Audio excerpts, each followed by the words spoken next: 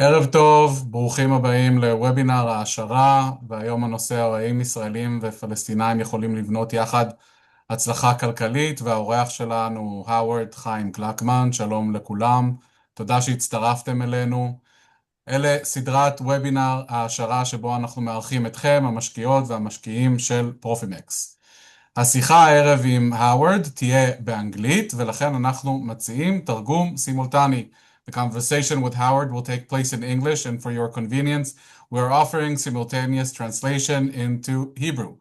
בסרגל הכלים של זום, ממש למטה, תוכלו לראות את סמל התרגום, הגלובוס הקטן, ואז אתם יכולים לבחור בעברית מתוך רשימת השפות.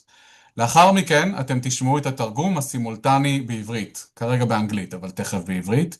אם אתם מעדיפים לשמוע רק את המתורגמנית ולא את הדובר המקורי ברקע, לחצו על Mute Original Audio. I'll say it in English as well. On the Zoom toolbar, click on the interpretation icon, the small globe, select Hebrew from the list of languages. You will then hear the simultaneous interpretation in Hebrew. If you prefer to hear only the interpreter without the original speaker in the background, click Mute Original Audio. אנחנו לא שוכחים את המחיר הכבד ששילמו המשפחות השכולות שאיבדו את יקריהם ומתפללים להחלמת הפצועים. לא פחות חשוב, אנחנו שולחים חיזוק לחיילים וחיילות של צה"ל ששומרים עלינו. אתם מוזמנים לאורך כל המפגש לכתוב שאלות והערות בצ'אט, אנחנו נענה עליהם. ועכשיו לאורח שלנו, הווארד חיים גלקמן הוא מרצה באקדמיה, רואה חשבון ושותף בדימוס בפירמת ראיית חשבון בינלאומית. במסגרתה ביקר חברות רב-לאומיות והעניק ייעוץ מקצועי לחברות גלובליות. כיום הוא כותב ספרות, השואבת השראה מניסיונו המקצועי והעשיר, במטרה לשלב בין ערך לימודי לסיפור אנושי מרתק. חיים גלקמן עשה את השקעתו הראשונה עם פרופימקס כבר בשנת 2003, ומי שמכיר אותו עוד הרבה לפני זה הוא אבא שלי אלחנן, שאני מזמין לומר כמה מילים לפני שנעבור לחיים. תודה רבה. אז בכמה מילים אני אגיד, דרך אגב חיים, הווארד מבין גם עברית, אפשר לשאול אחר כך את השאלות או באנגלית או בעברית. את חיים פגשתי פעם ראשונה ב-1972, 9 שנים עבדנו יחד בניו יורק, הרבה מאוד שנים. הזכרתי לו מקודם גם שהוא אפילו היה בברית מילה של אסף הרשה לי להגיד את זה, ואז חיים אמר שהוא יכול להעיד על זה שאסף אכן יהודי טוב. כמו בברית מילה, לא השארתם לי ברירה אז וגם לא היום. אני אוהב את חיים, עבדנו כל כך הרבה שנים ביחד, אנחנו חברים מאז, לא ידעתי, שהוא סיפר לי שהוא כתב את הספר, לא ידעתי על כישורי הכתיבה שלו, של ספרים, ואת כל הנושא הזה, אז אני אשמע את זה, חלק מזה אני גם אשמע פעם ראשונה. חיים, the stage is yours. אז בכל זאת משהו רלוונטי למצבנו היום, במקרה של צבע אדום או הזקה, מכיוון שחיים, שיש לו 2 בנות שגרות בישראל וגם נכדים, אבל הוא עצמו כרגע נמצא בארצות הברית, לא נמצא תחת הכיפה של היירוטים, ולכן יכול להיות שאנחנו נצטרך ללכת לאזור המוגן. חיים פשוט ימשיך. למרות שאתם תשמעו גם את ההזקה של הצבע האדום מופעלת אצלו באפליקציה, מכיוון שהוא ואשתו מאוד דואגים לבנות שלהם ולנכדים שלהם בישראל, אבל הוא פשוט ימשיך ואחר כך אנחנו נחזור אליו ומי שירצה ישמע את ההקלטה, אבל אנחנו מאוד מאוד מקווים שלא יהיו לנו היום הזקות. ועכשיו אני אעבור לאנגלית. Now I'm going to move into English. Howard, it's a pleasure to have you. You come from a very rich professional background as an academic, a CPA, and a retired partner in an international accounting firm where you worked with global companies and complex real-world situations. I'd love to start there.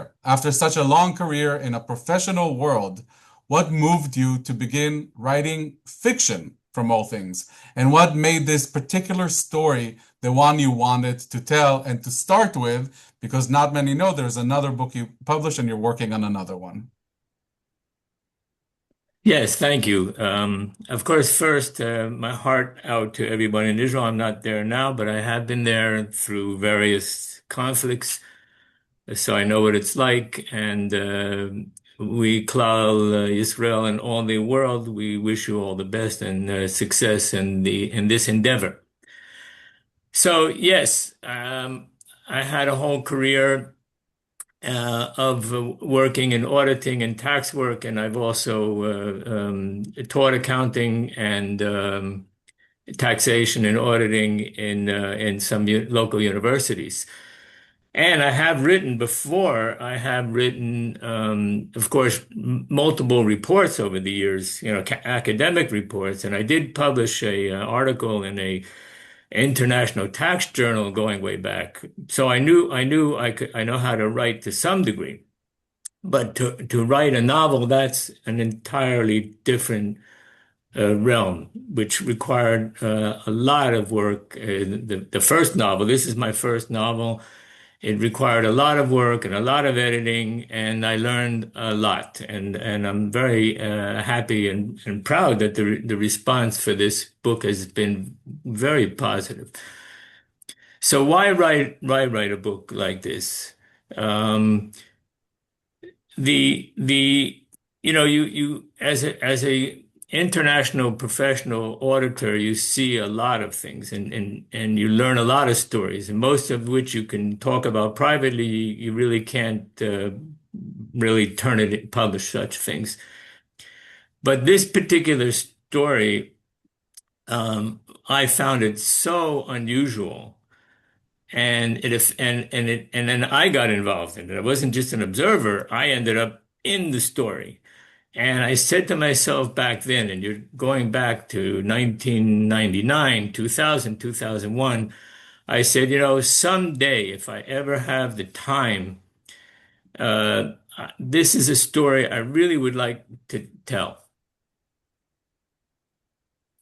So one thing that makes the story so interesting, even for people who have not read the book, and later on, I'm obviously gonna show the cover and send a link to how you can buy an electronic copy and read it on your phone or laptop or iPad.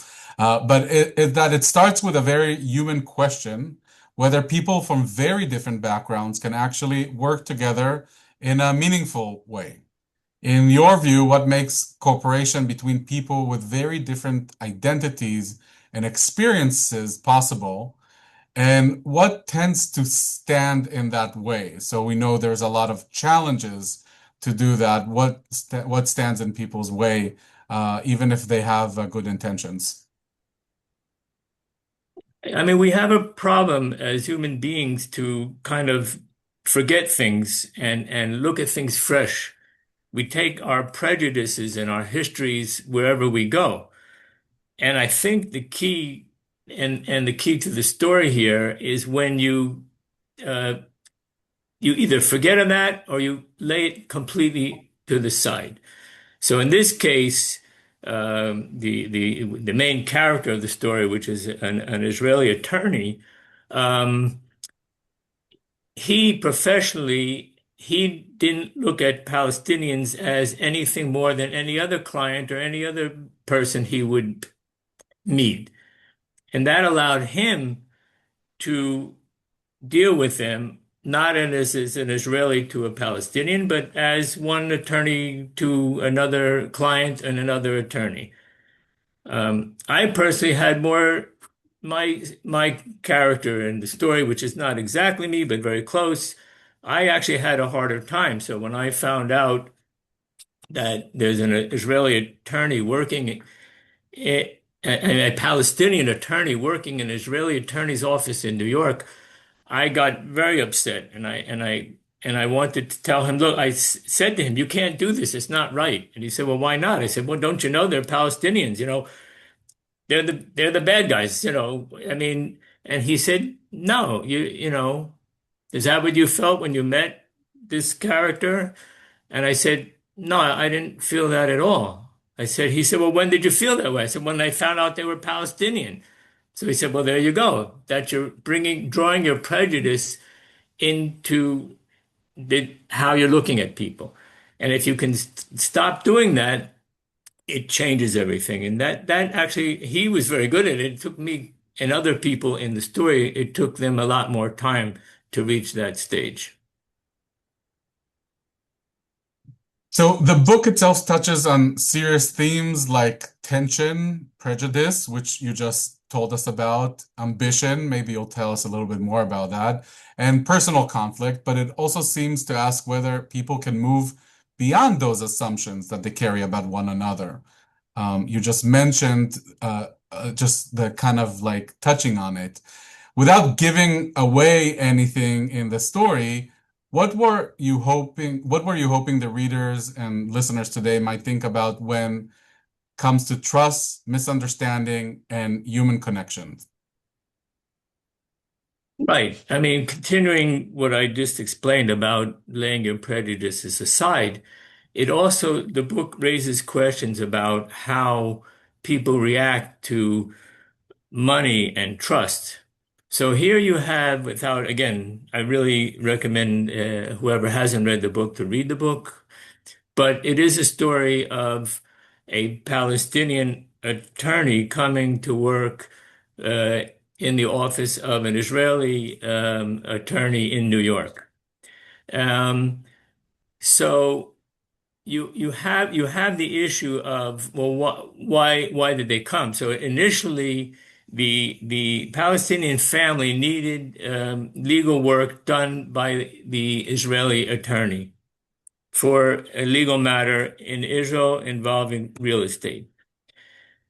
But they sent to represent the family, they sent a Palestinian to help put the case together, sitting in New York. And as time went by, the Israeli attorney saw that there wasn't that much work to the case every day. And this Palestinian attorney had ability that he said, fine, you can do work for me. And you end up with a Palestinian attorney working in the office of an Israeli attorney with confidential information. And again, as I said, after a while, people forget that, well, what difference does it make if the person's Palestinian or Israeli, if they can keep confidential and they can do the work. So in that sense, the relationship. Now, what happens in the book, and that's the title of the book, The Money Machine, because all of a sudden they got into a business that started turning out tremendous amount of money. I mean, when I say money, I mean billions. And at that point, you start to see people that, well, wait a minute, this is not just a little investment. This is big money. So now you start seeing how people say, well, how can I get into that? Or should I begin to it? And there's offers of people getting in. People want to get into the investment. Everybody wants to make money, and then everybody starts, watching their position. So I find that that's a really interesting part of the story as the different characters start interacting around the source of the money. And then the background of the people becomes also a factor in how they react. And I try to bring that out, and I think from the feedback, I've had some success with the help of my editor in how to write that as a novel. I decided that as a CPA, you're writing. You want to get to exactly to the truth. Everything you want to write as a CPA has to be clarified and verified and exactly that is truth. I decided to take a novel because I wasn't going to tell the story and I wasn't going to interview everybody and find out exactly who did what, why. A novelist has the ability to say, okay, I'm going to tell the story as I see it, either as I make up things or as I remember it as best I can. It gives you quite a bit of freedom. Having a career as an accountant where you have to watch every word you say and how you present it, it's actually very free to be able to actually write a novel and you can say what you want. Of course, you need an editor to tell you what not to say because you sometimes get so deep in your own story that as you write it, you need I think every good writer has to have an editor to tell them, "Oh, you think this is good?" Yeah, you say, "Yes, I like it." They say, "Well, it's terrible. Take that out." So that's quite a difference. Of course, as a professional writer, you have people who look over your work and say that, well, better this is not take that out. But as a novelist, it's really totally different. It's totally different, and I really have enjoyed it. So the book talks about politics and business and obviously history, but as you just mentioned, it's really about people. And as a novelist, you are able to touch on that, on relationships, trust, money, and these competing interests that all meet at the same time. I want to ask you, why were you interested in bringing all these worlds together in one story? And what do they reveal about each other? Human nature is fascinating, and I find it was fascinating to see how different people reacted to you have different factors involved here. You have the factor of, is there a way for me to make money? You have a factor of, well, how do I relate to Palestinians, people that I have it in my mind to watch out in the prejudices, and they have prejudices to us. So I think the interaction of the different people is what made it so fascinating. Now, to add to that, which is a little different than the work I'm doing now, I ended up being the main character in this story. So I'm actually observing myself being influenced by these different factors. So, involving career decisions, right at the beginning of the book, the accountant in the book has to decide that is he going to leave his accounting firm to join the business that the attorneys have developed, and I think a number of people brings up questions in the book which come up in other points of the book of when people have to make life decisions. There's life decisions of what you're going to study, um, uh, who you're going to have a permanent relationship, marriage, or whatever. When are you going to leave one job to join another job? And these decisions, we all face those in our life, and they're always difficult.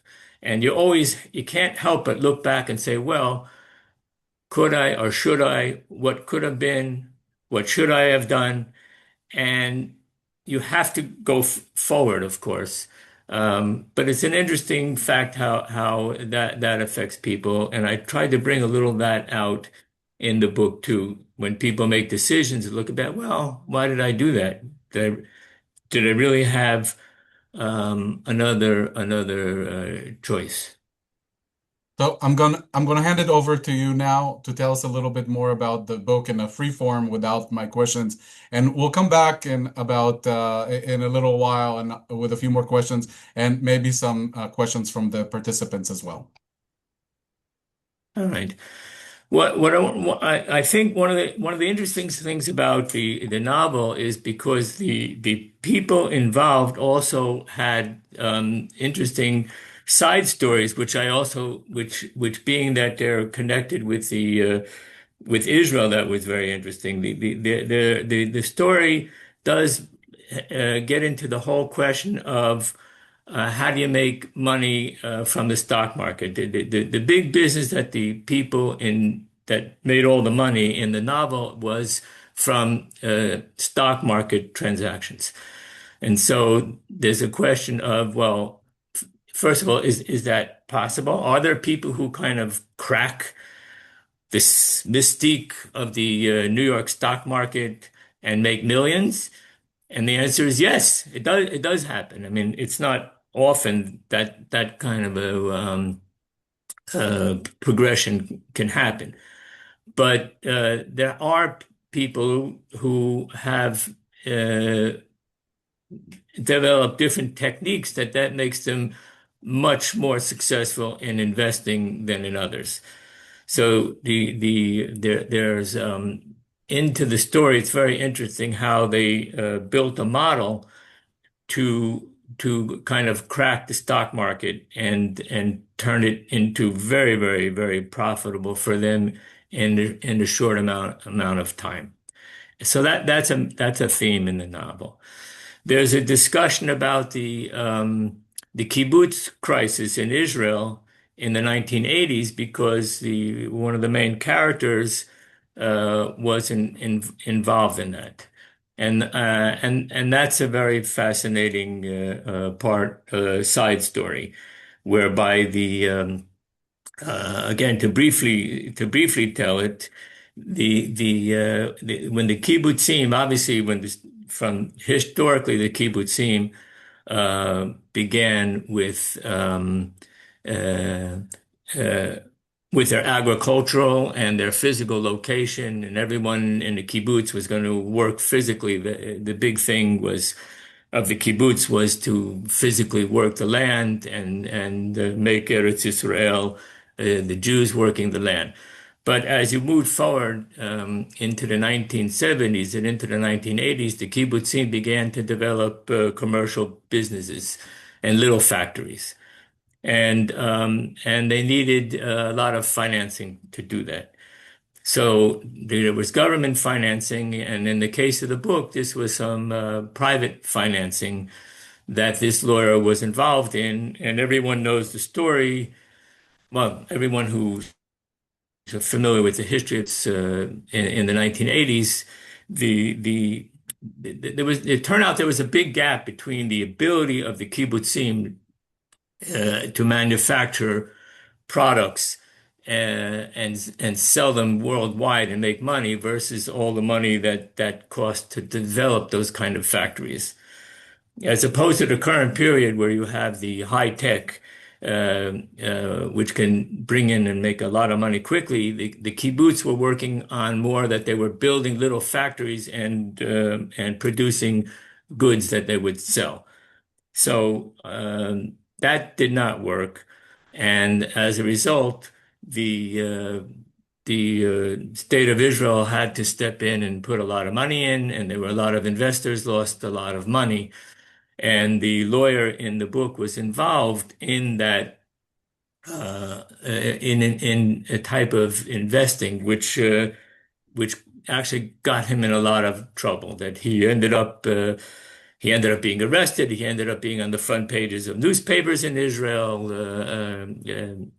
I do not name the people in the book, but some people might, once they read the book, there are people who recognize who the people are, some of the people, especially that particular character.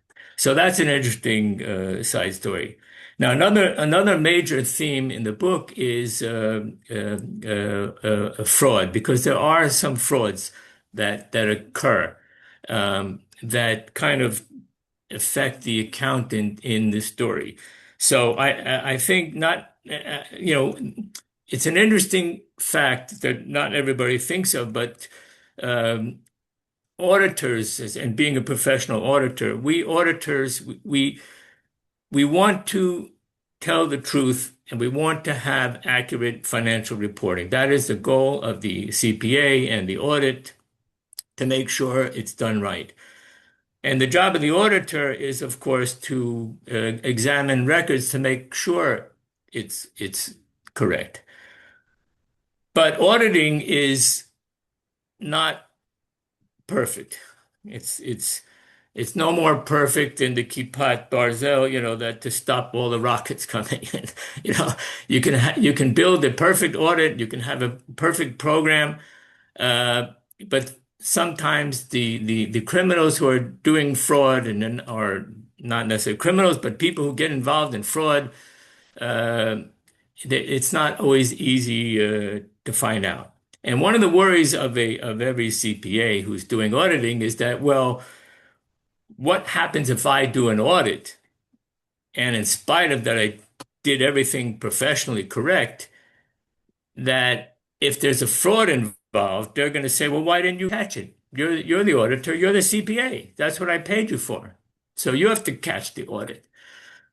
And that is a fear of every auditor, and that's woven into the book too as a side story, which then gets involved in the main story.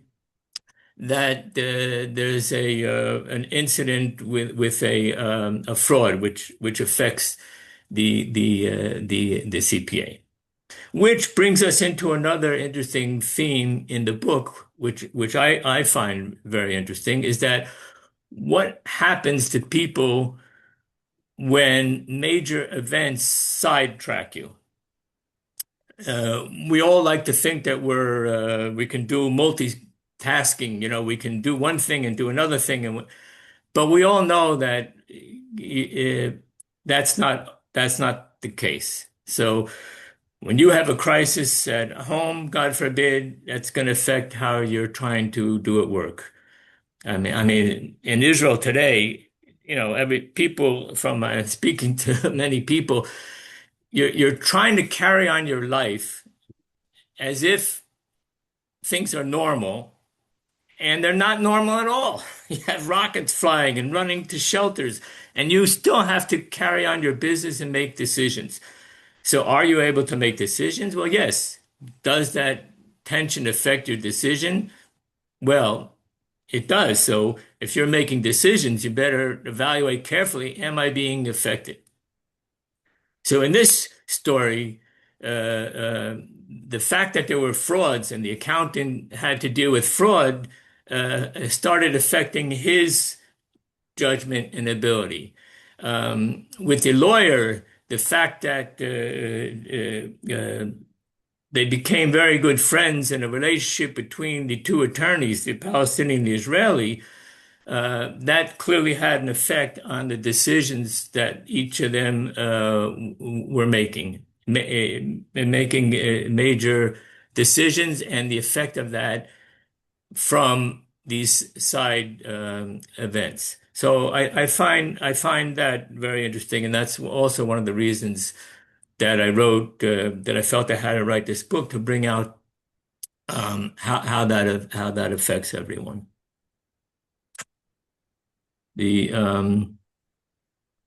And of course, it gets into the question, and not very deeply, because I'm not an attorney, and especially not real estate in Israel, which is very complicated. But it does get into the fact that, well, why is this Israeli family engaging an Israeli attorney? The story is that they are a family that owns substantial real estate in the Yaffo, Tel Aviv area. And at some point, many of the family left the country. So Israel had abandoned property laws affecting Palestinians. And you have different stages. Obviously, after the War of Independence, where there were Palestinians who fled to either join the Arab armies or just to get out of the way, and then they were told that, don't worry, when the war's over, after we get rid of the Jews, you'll come back and you'll get all your land back. And then they didn't come back. So you had these vast lands available to the state at the beginning of the state of Israel, and obviously the government had to decide what to do with that. I mean, to have it developed, and they made various laws about, well, at what rights do Palestinians have to keep their land, versus those that left who might lose their land. And those are complicated issues, and then not all internationally is that not all recognized. So whether we like it or not, there are Palestinians who do have valid rights to property in Israel, either when they abandoned it in 1948, or that they abandoned it since then for various reasons.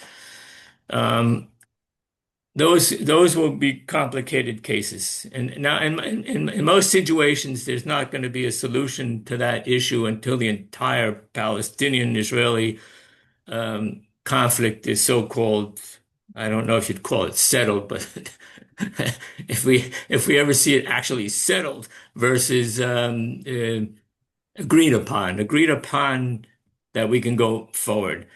And at that time, clearly, some of these cases will have to be settled. I mean, obviously, the Palestinians talk about their right of return. They all come back. We're not obviously we don't want that. We can't have that.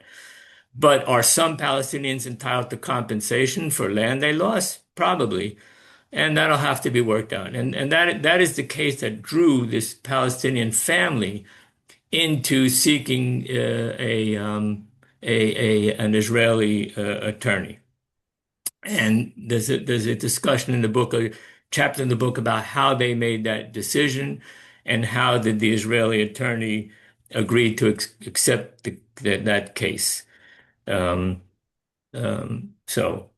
mean, another side story there is this all occurred in it's in 1999 and 2000 and 2001, and one of the issues of the 1999 that especially young people might not remember, but there was a question about what happens when the year goes from 1999 to 2000. So a lot of computers in those days, because you're talking about nowhere nearly as sophisticated computers as there are today. So the question that everyone faced was that, well, wait a minute, when you go, 99 is a number, 99 is a value. So we're going from 1999 to 2000, the last two digits of the year are 00. Well, 0 is a number, but it's not, it doesn't represent any value, has no value.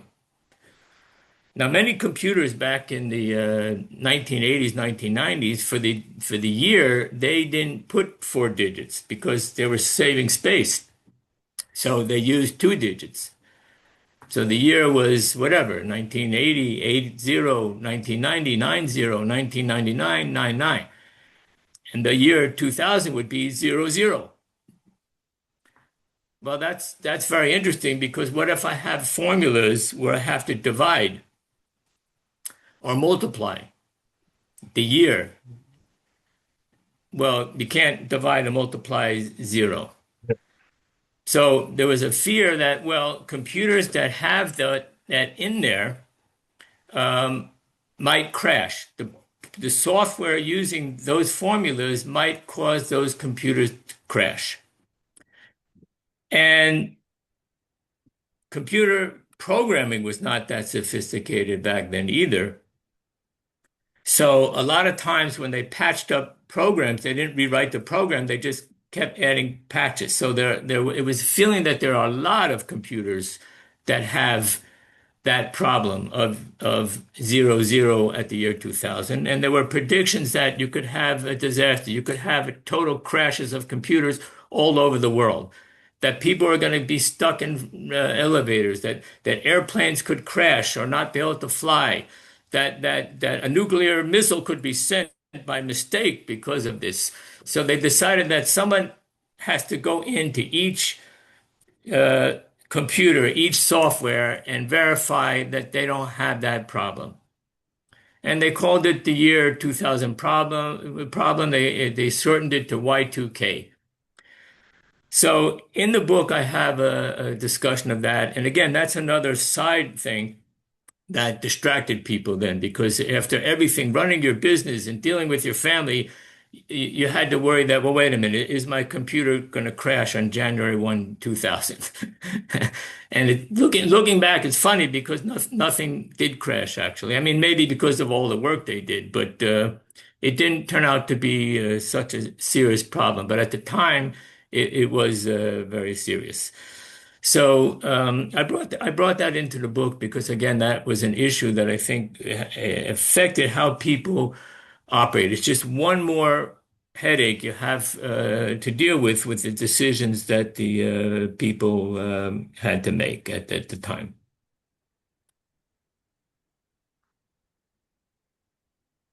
So these are the issues that you run into with tension and prejudices and what happens. And of course, some of it's just you also have to look in your life at what happens to just pure chance and luck. Um, you know, a CPA and myself in this case, you have a lot of clients how often do you have a client who all of a sudden has so much money that they ask you to leave your firm and join them? Although accountants do leave to join private industry, but very quickly something like that happened. There's people who were working for the law firm that we asked them, well, how did you end up working for this law firm? And sometimes some people did the research, and I joined this firm because I researched it. And someone said, oh, go there. Talk to them a minute. And then all of a sudden, talking to someone for a minute can lead you to a career change in a job. And that happens, all the time today too. You need not just a good education and background and know the right people, but you also need a bit of luck that sends you one way in life versus another way. So, and that's a theme that I ended up putting into the book, and why this story it fascinated me to write it. You told me you wrote another book and that you're thinking about writing another one, so maybe you can tell us a little bit about what we can expect. Right. Well, what I learned about writing, because as I said before I wrote this, I did a lot of writing of professionally and reports, and had them edited. The reports are accountant reports are edited. But what I learned about this process is that there's a big difference, especially when you get into novel writings. It's very, very hard to write a novel. It is really hard. If you've never written one before, it is very hard. But it's fun too. So a lot of people, there are thousands of novels written. So the next question is that, well, as hard as it is to write a novel, and my hat's off to anybody writing a novel, it's equally hard to write a good novel. Especially, you don't know if it's good when you're writing it, especially if you're a new novel writer.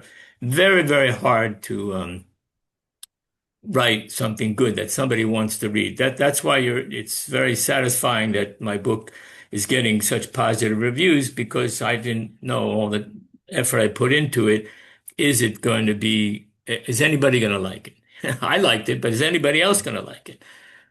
So, and then to get a book published, well, that's a whole nother story. How do you publish something? How do you publish it yourself? How do you get a publisher? How do you find an editor? It's a whole different field. So having done it, and I did enjoy it, I decided, there's a few more stories that I really feel I would enjoy writing about. So one of the stories, which I actually have completed that book, and it's in the near final editing, is that my father was for 5.5 years. My father was in the United States Army during World War II. He was not combat, but he was quite involved in a lot of things in the Army. And he had a lot of, I find, very interesting stories of what happened to him and to the United States and to the Army. It's fascinating. So I did write a novel about that.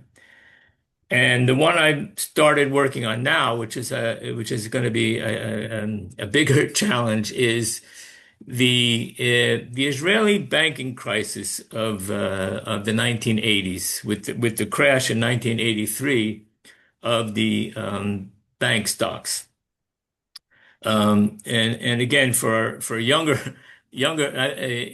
people, they might not have been there at that time, but that event of the bank shares could cause the entire economy of the state of Israel to collapse. The whole economy could collapse as a result of what happened and the actions that had to be taken by the government to prevent the economy.